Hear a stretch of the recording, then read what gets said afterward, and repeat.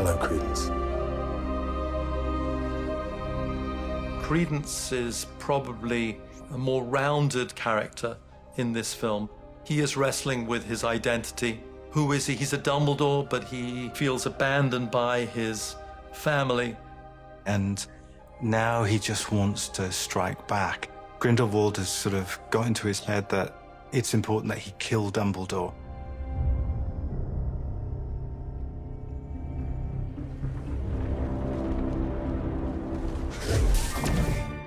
There's a lot of conceptual ideas around Credence and Dumbledore fight to come up with a way that we could show that in a way that's never been seen before.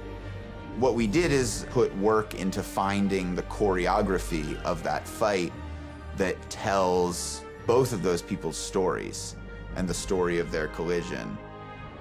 We've put this choreography together, but really our choreography is a blueprint for them. But it's then that the actors then start pooling their talent and start, you know, taking our choreography and working with it and making it their own. I felt a great responsibility taking on the mantle of physically embodying someone who is known to be incredibly powerful. Just trying to come up with a physical language that captures his power, captures this incredible sense also of calm. That, you know, someone incredibly powerful is very calm under fire because they know they may only be using 80%. I don't think we've yet seen Dumbledore at 100%. We're trying different things with Credence, being able to, with his sheer magnetic power, sort of rip stuff apart. There's this negotiation that's actually happening in that duel where Dumbledore really needs to disarm Credence of his conviction. If Credence can remain in the mindset of being so convinced by the narrative he's been fed and can channel this hatred through this pain body that is this parasite that is the Obscurus and direct it towards Dumbledore, Dumbledore may actually be in trouble. So Dumbledore doesn't only have to duel physically with Credence, he has to fight this conviction that's been bred into Credence.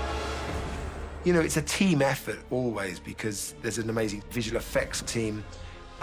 Дэвид Йейтс obviously has a very clear visual of what and how he wants these bigger sequences, fight sequences, special effects sequences to look.